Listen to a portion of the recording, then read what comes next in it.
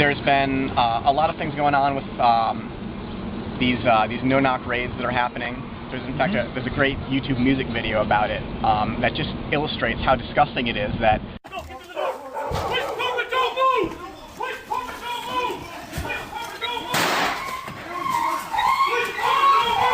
these SWAT teams, which are, militarized police, are barging into people's homes, terrorizing their children, shooting their animals, all in the name of, protecting us from drugs. And very often the drug that's the culprit is marijuana, a drug that, anyone who's bothered to do the least bit of research would know that is much safer than alcohol, nicotine, even safer than caffeine. Fair enough. You're going to have the other side of that, though, in part, and I can speak a little bit from experience because, I'm a paramedic, so I've seen people on drugs, and some of these drugs can do really bizarre, screwed up things to people, and they act bad. And in some cases, they will injure or even kill other people or die themselves from the drugs. And that's a reason, that's a strong reason that a lot of people like the war on drugs, because they see what these drugs do to people. And arguably, they are bad for people. It's not like a lot of these drugs are good. Marijuana is relatively harmless. It still gets you high, but it's relatively harmless in comparison to a lot of other things. But they see, the violence that results from, gangs and drugs and all that, and they see the the problems that people have with the drugs themselves, and so they continue to support the drug war. Yep, and that's where you have to make the case that, first of all, the violence is caused by the drug war. If it wasn't for the war on drugs, there wouldn't be this violence.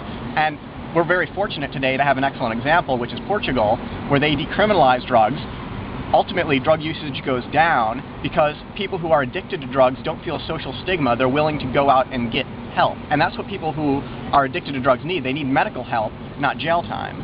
Do you think of a possible interim solution that maybe the solution is not immediately to legalize drugs, but to decriminalize them, but possibly force the people who can't control their addiction and end up hurting other people, force them into treatment, at least for the short term, because the fact is, they are hurting other people and they are on these drugs. And in some cases, those drugs are arguably a cause of their violence. Well, ultimately, I wouldn't support any program that forces anyone to do anything. Right. I think compared to what we have now, that's definitely a step in the right direction. So as a very pragmatic individual myself, I would definitely support transitioning to that. And I think once people saw the results of that, they'd be very open to, well, we don't need these laws at all. This can all be done voluntarily. Well, hopefully that would be correct. But there are a lot of people who, in the same way with the schools, the problems with the drugs are real problems that real people have, and people see their friends or their family members destroyed by their use and or abuse of a lot of these illicit drugs. So, and as a libertarian, obviously I think that all the drugs should be legalized entirely, but that's not an argument you can make to the general public at this time. And, well, the argument you make is that they're going to be able to get help when it's legalized, because right now, if you're addicted to cocaine, you don't want to go up, to someone and say, hey, look, I'm addicted to this dangerous drug that happens to be illegal. Can you help me out? No one wants to do that. They're terrified of not only the social stigma, but the potential criminal consequences of that. When it's not criminal to do these drugs anymore, people will be willing to get help, and that's the case you need to make to people, that, they're going to be in a better position to get help. Those people whose lives were destroyed would have been in a better position to get help if it were decriminalized to begin with, or if it were legalized to begin with. One of the interesting things about the drug war is right now that even at the same time that people are trying to push for legalization of at least medical marijuana, if not outright legalization of marijuana. I'll stop for a second while that goes by. But another issue is that some of these same people are pushing for banning cigarette smoking. And so it's not exactly always a principled stance that these people are taking. So how do you convince the folks?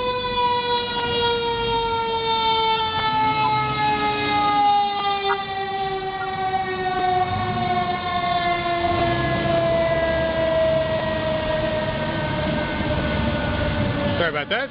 Where were you? How do you convince the folks to...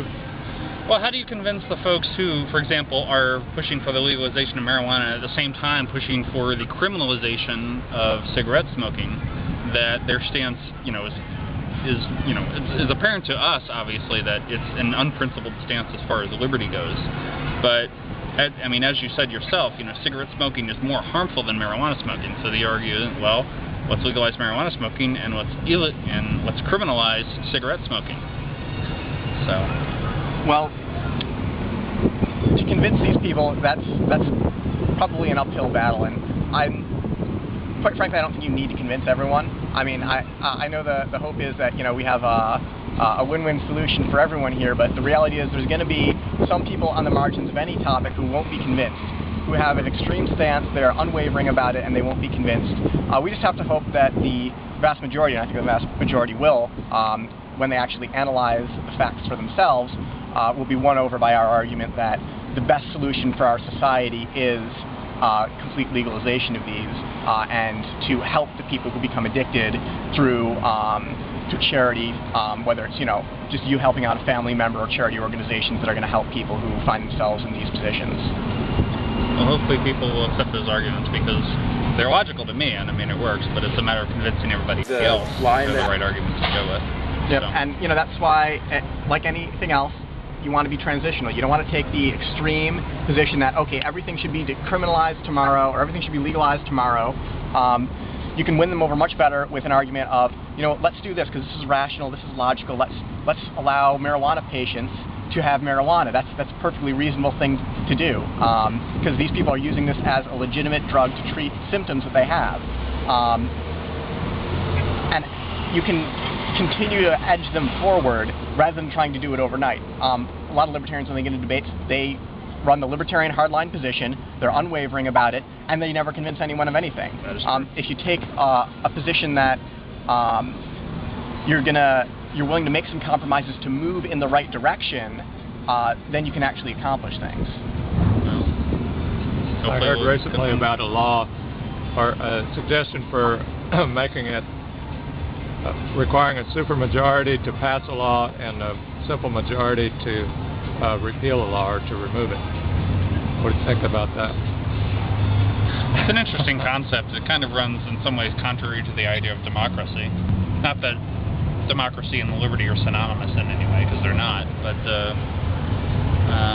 it would reduce the number of laws is the idea. Well, that's true, although some would argue that a lot of the existing laws are not good and they need to be changed now, and if you require a supermajority to change things, then you're not going to get something changed. No, a simple majority to end a law. Well, oh, you mean to just repeal laws off the books? Right. To delete code out of the official... Well, you know, there should certainly be much more of a move to repeal bad laws, because we have so much on the books, and people talk about, you know, all the new laws they want to get passed, but there's so much bad stuff on the books, and there should be a focus on getting rid of that. And, you know, I like the recent proposal that unfortunately the court struck down, that you need a supermajority to pass a tax increase. I think there should be more things that would require a supermajority, but at the same time, you know, we need to be more vigilant about just enforcing the Constitution to begin with. Yeah.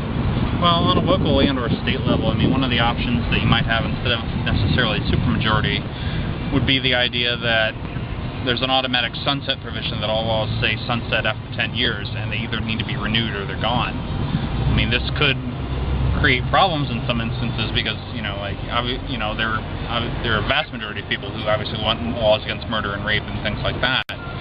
But on other things, issues that are more controversial yet still pass, it'd have to be renewed in 10 years. So that might be an alternative proposition instead of a supermajority.